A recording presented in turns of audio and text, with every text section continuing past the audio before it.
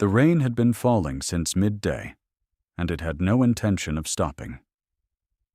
Cecily stood at the east garden gate of Ashmore Park, her gray wool mantle soaked through at the shoulders, the gate's iron latch cold against her palm. 12 candles burned in the great hall's windows behind her, casting gold lozenges across the wet lawn. The presentation dinner was already arranged. The musicians had arrived that afternoon in a covered cart. The 12th bride was inside, being dressed by her maid. Cecily was outside, because there was nowhere inside for her to be. She had not intended to stay at the gate long. She had come out to compose herself after Lady Dorothea's remarks in the receiving line, and the rain had found her before she could retreat. The cold was almost useful. It kept her face from doing anything her face ought not to do. She did not hear the footsteps until they were close, and by then the man was already standing on the far side of the gate, looking at her with an expression she could not read in the dark. He was tall and stood without movement in the way that people who have learned stillness the hard way sometimes stand, as though movement were an expenditure they were not yet ready to make. His coat was dark, his hat gone somewhere, and the rain had flattened his hair to his forehead. He looked at her for a long moment. He did not speak. Then he pulled open the gate from his side, stepped through it without comment, and walked back toward the house along the gravel path that ran parallel to the east wing. He did not look back. Cecily stood at the open gate, rainwater running off the iron latch, and understood that she had just been in the near proximity of Stephen Aldrich, Duke of Ashmore. The man who had rejected 11 brides. The man for whom a 12th had been assembled, polished, and placed inside his house like a gift on a table. She understood also that he had not spoken to her, had not acknowledged her existence in any social sense, and had walked away without a backward glance.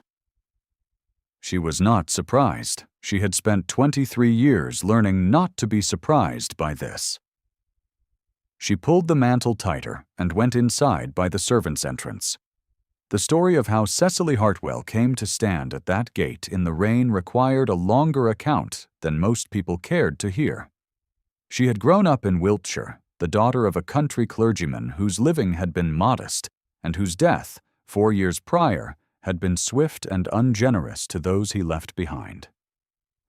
He had died owing 3 years of unpaid bills to a tanner, a draper, and a wine merchant who had extended credit in the confident hope that the living would continue. The living had not continued.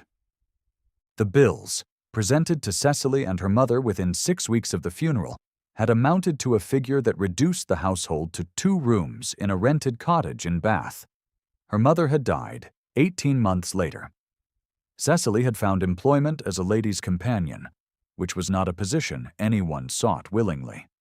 It was what became of educated women without fortune and without family influential enough to arrange something better. The family that had arranged something, in the particular sense that it had arranged Cecily, was her mother's distant relation, Mrs. Emmeline Forsyth of Hertfordshire. Mrs. Forsyth had a daughter named Lavinia, who was 20 and fair, and possessed of a modest fortune of £8,000. Mrs. Forsyth had heard, through the apparatus of a season devoted entirely to the traffic of such information, that the Duke of Ashmore was entertaining a 12th attempt at matrimony at his estate in Berkshire, and that the previous 11 candidates had been dismissed after formal presentation by the Duchess Dowager, who served as his household social machinery in the absence of a wife. Mrs. Forsyth had written to Lady Dorothea Pembridge directly, pressing Lavinia's case with a flattery so precise it bordered on skill. Lady Dorothea had replied, at length. An invitation had been issued. Cecily had been brought along because Lavinia required a companion for propriety's sake during the journey, and because Mrs. Forsyth did not wish to pay the expenses of a maid when a relation with no other demands on her time could serve the purpose for free. Cecily had accepted this arrangement because she had no alternative to accepting it. That was the nature of the position. They had arrived at Ashmore Park on the 9th of November, 3 days before the formal presentation dinner. The estate was large in the particular way that made Cecily's breath catch before her composure reasserted itself. A stone house built in the last century, its front elevation 200 feet wide, its grounds stretching south to a lake that caught the November sky and held it like a mirror. The drive was lined with elms that had shed most of their leaves, and the remaining ones came loose as the carriage passed beneath them and scattered across the roof like a slow, indifferent applause. Lady Dorothea had met them in the entrance hall. She was perhaps 60, with the upright posture of a woman who considered slouching a moral failing in others, and she wore a gown of deep plum silk that declared without any additional commentary that the wearer considered herself the most consequential person in any room she occupied. She had looked at Lavinia with careful measuring warmth, at Mrs. Forsyth with the correct degree of encouraging condescension, and at Cecily with an expression that was not quite nothing. It was the look reserved for furniture that had been placed incorrectly. "Miss Forsyth," Lady Dorothea had said, and then to Cecily, "the companion may find her arrangements in the east corridor. Mrs. Hatch will direct her." That was the first voicing. Simple, procedural, a reduction to function performed in front of a receiving line of 4 household staff who stood in a row with blank professional faces and heard every syllable. Cecily had found her arrangements in the east corridor. They were a small room with a single window facing the stable yard, a bed that was adequate, a washstand, and a fireplace that drew badly. She had unpacked her trunk in 20 minutes.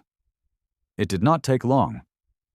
She had not been brought here with expectations. Lavinia was kind in the distracted way of very pretty young women who have been told since childhood that their prettiness was their primary obligation to the world. She was not unkind. She asked Cecily to read to her in the evenings, and she shared the sweets that arrived with the afternoon tea. And she said, "Poor Cecily," with genuine feeling whenever the subject of Cecily's reduced circumstances arose, which it did with more frequency than Cecily would have chosen. The first 2 days at Ashmore passed in a pattern.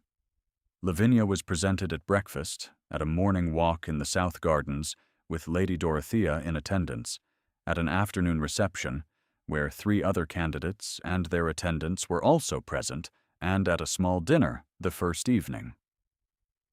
The Duke of Ashmore was present at all of these occasions in the technical sense of occupying the same room, and absent from them in every other sense.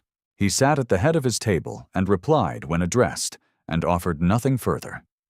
He had dark eyes set under level brows, a jaw that the geological metaphors of the period suited well, and the particular quality of stillness that Cecily had observed at the garden gate, which she was now certain was not natural temperament, but something imposed on temperament from without, the way a mill pond looks still when in fact the wheel is turning beneath it. He did not look at Cecily once during those 2 days. She was not present at the table in any case. Companions did not dine with the household. On the 4th day of the visit, Cecily found Agnes. She had risen before the household, because the east corridor room was cold, and sleep past 5:30 was not possible with the stable-yard's particular program of activity outside the window. She had dressed and taken a candle and gone in search of the library, which she had located on her first afternoon by the expedient of following the smell of old paper down the west corridor and around a turning. The door was unlocked. The room was long and low-ceilinged, with shelves floor to ceiling on 3 walls and 2 window seats broad enough to lie down in. It was the kind of room that felt inhabited even when empty, the way spaces do when many people have sat in them for long periods and read without speaking. She had been there perhaps 20 minutes, sitting in the left window seat with a copy of a natural history volume that she had been working through in the evenings, when she heard a sound from the far end of the room. It was not a loud sound. It was the sound of a child trying very hard not to cry. Agnes was 7 years old, and she was sitting on the floor behind the largest reading chair at the room's far end, her knees pulled up, her dark hair loose around her face. She had a small cloth rabbit in her arms, pressed to her chest with a grip that had gone white at the knuckles. There was a red mark on her left wrist that had not been there yesterday, because Cecily had seen the child in the morning room the afternoon before, and there had been no mark. "Hello," Cecily said. She sat down on the floor beside the chair, not beside Agnes but close enough to be in the same part of the room, and opened her natural history volume to the plate of a barn swallow and waited. Agnes looked at the plate without speaking. After a while she said, "It has a forked tail." "They all do," Cecily said. "It helps them turn quickly. Swallows eat insects on the wing. They cannot slow down." They sat in companionable silence for some minutes. Then Agnes said, quietly, "Fenton hit my wrist because I knocked over the inkwell." Fenton, Cecily had observed during the visit, was a footman of perhaps 30 who had the particular confidence of upper household servants in large establishments who have been in one family's employ long enough to consider their authority more or less indistinguishable from the family's own. He was not cruel in any public sense. Cecily had seen enough of that kind of cruelty to recognize the private sort when she saw its evidence on a 7-year-old's wrist. She closed the natural history volume and stood up. "Where is Fenton now?" she said. "The morning room," Agnes said. "He's supposed to trim the candles." The morning room was down one flight and along the south passage. Cecily found Fenton at his candle trimming with the unhurried air of a man who expected no interruptions he did not welcome. He looked up when Cecily entered, and his expression arranged itself into the particular quality of polite contempt that a senior footman in a duke's house considered appropriate for a companion of uncertain status. "The child in the library," Cecily said. "Agnes, that mark on her wrist. You will not do that again." He looked at her for a moment with the candle snuffer held in one hand. "The girl knocked over a full inkwell onto the morning room carpet," he said. "The housekeeper will back me." "I am certain the housekeeper will back you," Cecily said. "I am telling you that the child is 7 years old and a ward of this house, and that if I see another mark on her, I will take the matter to the Duke directly." This was not an idle threat in the technical sense, but it was nearly one. Cecily had no access to the Duke, no standing in his household, and no reasonable expectation that he would receive a companion's complaint with anything other than polite dismissal. She knew this. Fenton knew this. The silence that followed her statement was the silence of a man calculating these facts and arriving at the correct answer. "As you say," Fenton said, and returned to the candles. What Cecily did not know, and could not have known, was that she had not been alone in the south passage. Stephen Aldrich had come down from the east stair at 10 minutes past 6 that morning, which was where the east stair delivered a person who had been in the east library at 5:30. He stood in the passage doorway for the duration of Cecily's exchange with Fenton. He heard all of it. He saw the particular quality of Cecily's stillness when she delivered the threat she could not enforce. Not the stillness of doubt, but the stillness of someone who has decided on a course regardless of the cost and is simply waiting for the other party to accept it. He did not announce himself. He went back upstairs by the front stair and appeared at breakfast at 9 as though he had risen at a reasonable hour. Agnes arrived at breakfast 2 minutes after he did and sat beside him without being invited, which she had apparently been doing for some weeks. He passed her the toast rack without being asked. Cecily sat in the east corridor room and ate the tray that Mrs. Hatch's girl brought, and understood nothing of any of this. The wound that Stephen Aldrich carried was not visible from any social distance. Lady Dorothea had kept it from becoming visible by the simple method of not speaking of it to anyone she did not absolutely trust, which was very nearly no one. The household knew it in the way that households know the things their employers have not announced. The first Duchess of Ashmore had died in childbed 4 years prior, in the east bedroom that was now kept closed. The child had not survived either. He had been 31. He had been, by all accounts, Cecily had gathered from the careful archaeology of servants' conversation in the East Corridor, a different man before. She heard the shape of it on the 5th evening. When Mrs. Hatch's girl came in with the water for the washstand and did not close the door quite fully, and the 2 housemaids in the corridor spoke freely. She did not seek the information. It arrived the way most painful truths arrive at the edges of other people's lives, not through the front door, but through a gap left by carelessness. What she understood from it was that the 11 previous refusals had not been dismissals of unsuitable women.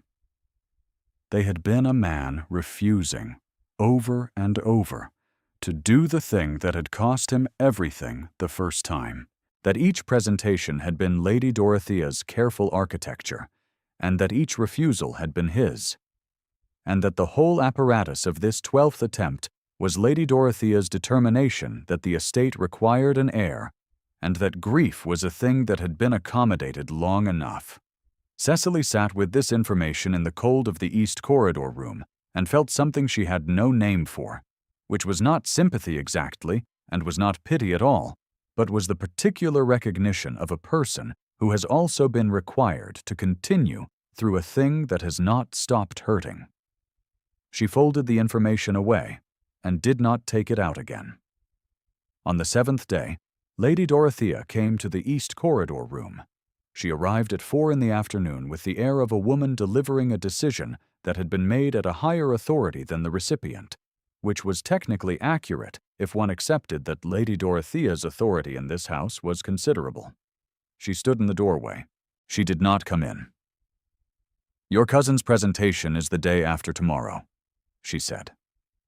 "It would not be appropriate for the household to carry unnecessary dependencies through the dinner. You will have observed that the other candidates' companions have been lodged in the village." Cecily looked at her. "There is no carriage available to take me to the village until the morning," she said. "I came with the Forsyths." "Arrangements have been made," Lady Dorothea said. "I have taken the liberty of speaking to a farmer who attends my footman on Thursday mornings. He will take you to Ashmore Village at 7:30 tomorrow, and you will find a room at the public house there at my expense."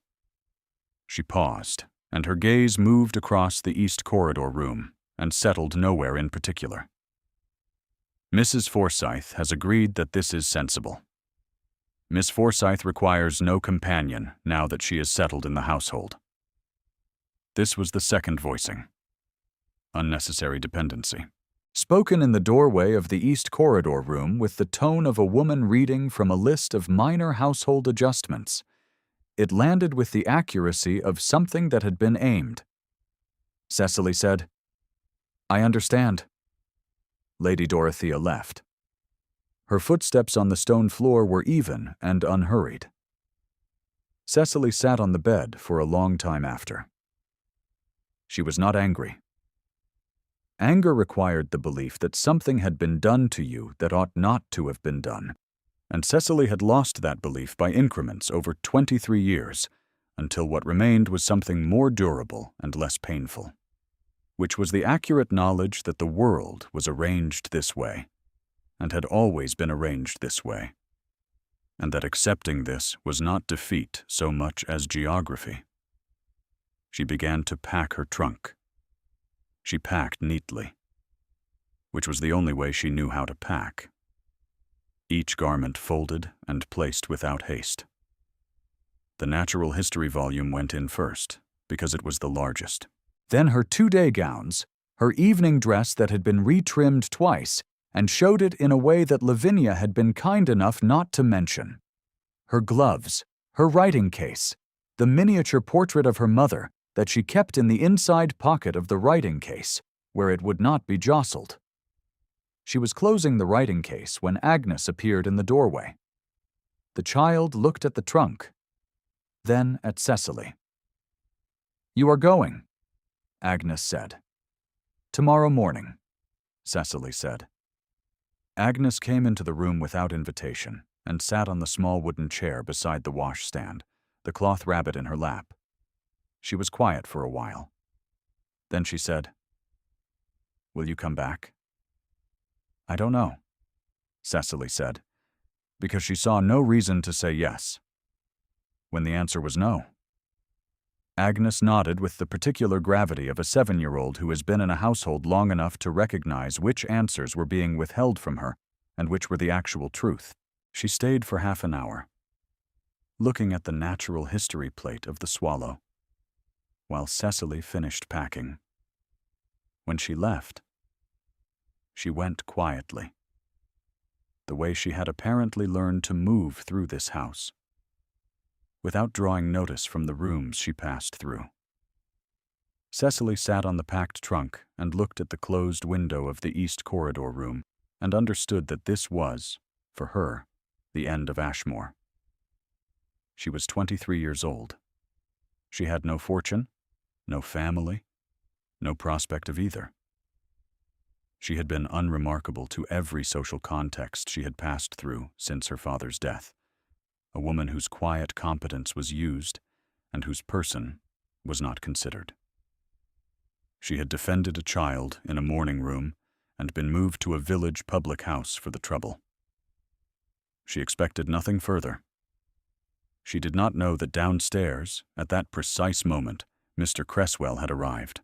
She did not know that he had driven from London with a settlement document in his case, and that he had been summoned not by Lady Dorothea, but by the Duke of Ashmore directly, without Lady Dorothea's knowledge, 3 days prior.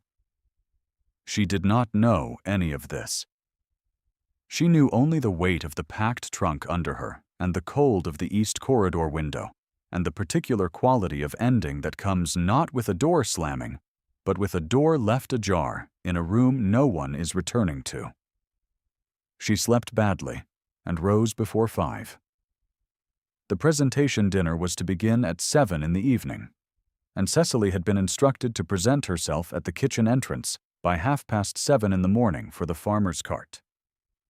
She dressed in the gray wool that was her most practical gown, plaited her hair without looking at herself in the glass more than necessary, and carried the trunk to the East Corridor landing herself because there was no one to carry it for her. She was on the landing with the trunk at her feet when she heard the noise from downstairs. It was not a loud noise. It was the particular quality of a room that had been talking freely and had stopped all at once, and the cessation of sound is louder in its own way than the sound itself. She left the trunk and went to the landing rail and looked down. The great hall had been arranged for the presentation dinner. The long table was laid with the Ashmore silver, which ran to 17 place settings, and 3 candelabra that were lit even in the early hour, because the November morning did not produce light adequate to the room. Lady Dorothea sat at the table's left side in a gown of deep green, with Miss Lavinia Forsythe arranged beside her, Lavinia's fair hair dressed in the style that required 3 hours and 2 sets of curling irons. 2 other candidates and their mothers occupied the right side. Mr. Cresswell sat at the table's foot with a leather case beside his chair. At the table's head stood Stephen Aldrich. He had been speaking. Whatever he had been saying, he had stopped, because Agnes had just walked into the hall from the West Passage and gone directly to Cecily's empty chair. The one that was set but had no name card, the one placed below the salt, with the particular deliberateness of an oversight made visible. Agnes sat down in Cecily's chair. In the perfect silence that followed, the Duke looked at his ward, then looked up at the landing where Cecily stood with her hand on the rail, and the expression on his face was the one she had not been able to read in the dark at the garden gate. And she could read it now. He was across the room in 6 strides. He came up the stairs with the kind of speed that drew every eye in the great hall to the staircase and held them there. He stopped on the landing 2 steps below her, which put them at the same height, and looked at her with his dark eyes that were neither warm nor cold, but simply very steady and very intent, the way a man's eyes look when he has made a decision that cannot be unmade. "Miss Hartwell," he said, "I was told you had been asked to leave." His voice was low and even. It was the voice of a man who did not require volume. "Your Grace," she said, "I was asked to leave. I am leaving." "By whom?" he said. She looked at him. He already knew the answer. They both understood that he already knew. "I believe the arrangements were made at the household's discretion," she said. He was quiet for a moment. Then he said, "Come downstairs." It was the command register, short, level, offering no purchase for refusal. She understood it as she had understood his other commands, as protection in the form of an order, a man who did not know how to extend shelter in any register, except the declarative. She came downstairs. He went ahead of her, and when he re-entered the great hall, every head at the table turned. Lady Dorothea's hand had found her fan and held it at a measured height, the way she held it when she was working to keep her expression from doing anything that could be read. Lavinia looked at Cecily with the wide gray eyes of a young woman who was following events that had departed from the script she had been given. The two other candidates' mothers exchanged a glance with the rapid precision of women who could conduct an entire conversation with their eyebrows. Mr. Cresswell opened his leather case. The Duke stood at the table's head. He did not sit. He looked at the assembled room for a moment with the expression of a man identifying the specific order in which he intended to say several things, and then he said them. "Lady Dorothea arranged this dinner to present a 12th candidate for my consideration," he said. "She has been thorough and patient in this work, and I am grateful for it. The estate requires continuity. She is not wrong about that." He paused. "She is wrong about who provides it." Lady Dorothea said, "Stephen?" The syllables were precise and contained a great deal of architecture. He did not look at her. "Miss Forsyth is a young woman of considerable merit," he said. "She is not the woman I intend to marry." Lavinia's expression shifted through several stages with the rapid clarity of someone who had been hoping for a very specific outcome and was now revising her expectations in real time. She settled surprisingly on something that was almost relief. "The woman I intend to marry," he said, "arrived at this house 9 days ago as a companion, which is what the season calls a woman of education and quality who has been refused the position she ought by right to hold." He looked at Cecily directly, in front of every person in the room, without qualification or deflection. "I observed her at the east gate in the rain, and I did not speak to her then, because I was not ready to admit what I had already understood. I observed her 4 days later defending a child in the morning room who had no one else to defend her, and I was ready then, but I was a coward. I am not a coward this morning." The room was silent in the way that a room is silent when it has stopped breathing. He said, "Miss Cecily Hartwell, if you are willing." The words were short and exact and irrevocable, and they sat in the silence of the great hall for a full moment before anything else happened. Lady Dorothea set down her fan. The small sound it made on the tablecloth was the only sound in the room. Her face had not collapsed, because Lady Dorothea was not a woman whose face collapsed, but something had shifted in its composition, some arrangement of certainty that had organized itself across 60 years, rearranging now with the slow and visible effort of a woman who was discovering that the script she had been running had reached a page she had not written. "The girl," she said quietly, without the polish, "is a companion with no fortune and no family." "She is," he said. "She is also the only person in this house who saw what needed doing and did it without being asked or paid or noticed." He looked at Lady Dorothea steadily. "That is the quality I require, and it has not been on offer at any of the previous 11 presentations." This was not a cruel correction. It was a precise one.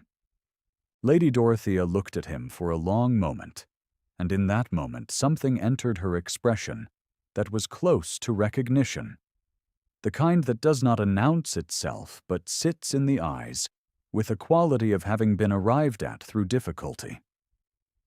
She did not speak again. Mr. Cresswell produced a document from his case. The settlement had been drawn up 3 days prior, which meant that it had been drawn up the day after the Duke had stood in the passage outside the morning room and listened to Cecily Hartwell tell a senior footman what he would not do again. The document was thorough.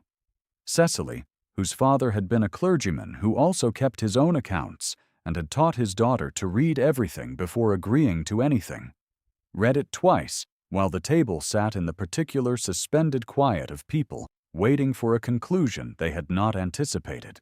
She looked up from the document at the Duke of Ashmore, who was watching her read with an expression that was still and careful and contained, somewhere below the containing, a quality she had no word for, except perhaps hope. "You had this drawn up 3 days ago," she said. "Yes," he said. "Before you spoke to me?" "Yes." She considered this for a moment. "That is either very confident or very reckless," she said. Something happened at the corner of his mouth.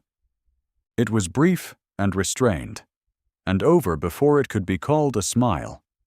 But Agnes, who was still sitting in the empty chair below the salt, noticed it, and straightened in her seat with the air of a child who had won something she had been quietly campaigning for, without anyone realizing it. "I have been neither confident nor reckless in 4 years," he said. "I found both in the same morning."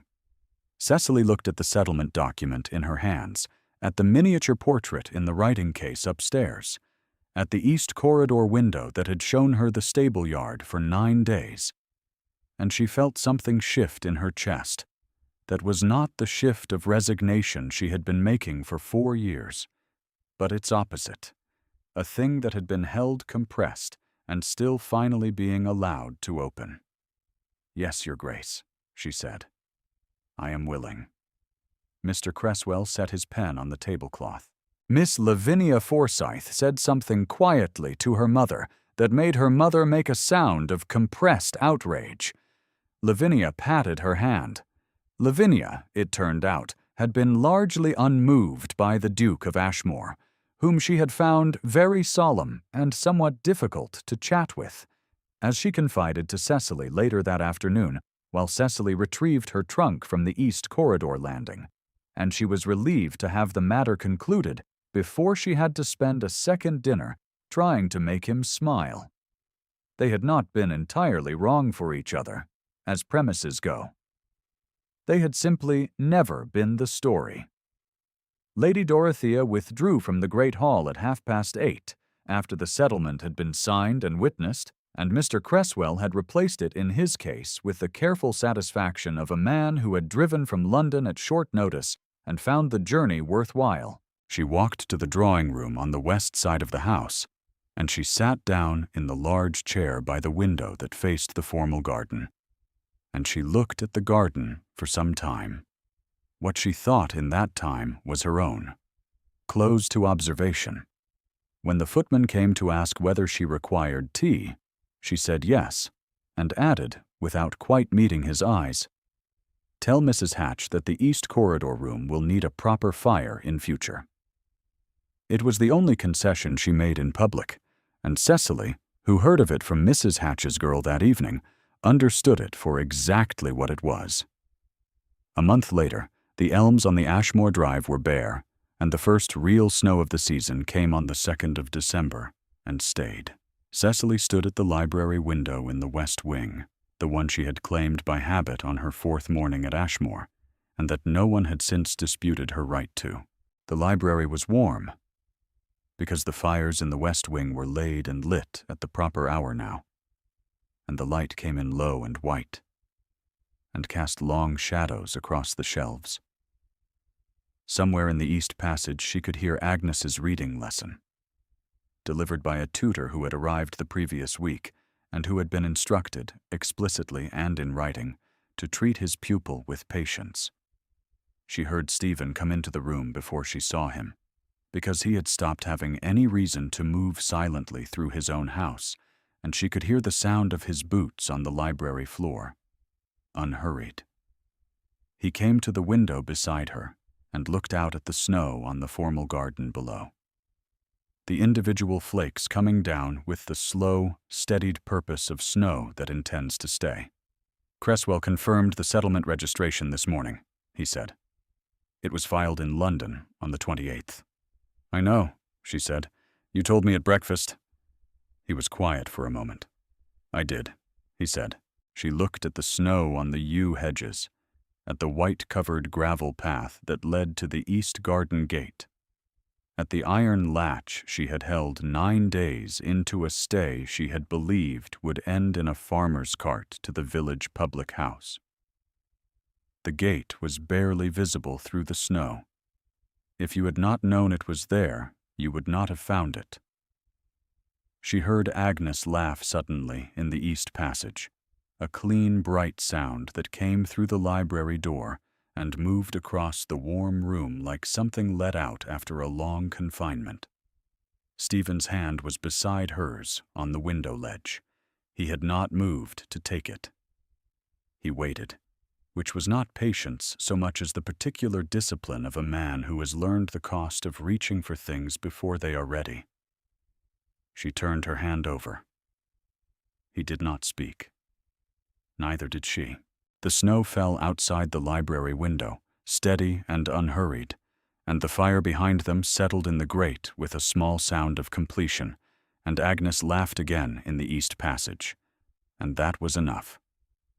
That was, in every sense that mattered, more than enough. If Cecily's story moved something in you, leave a note in the comments with the moment that stayed with you longest. There are more stories waiting here, told for those who believe that quiet courage is worth watching for,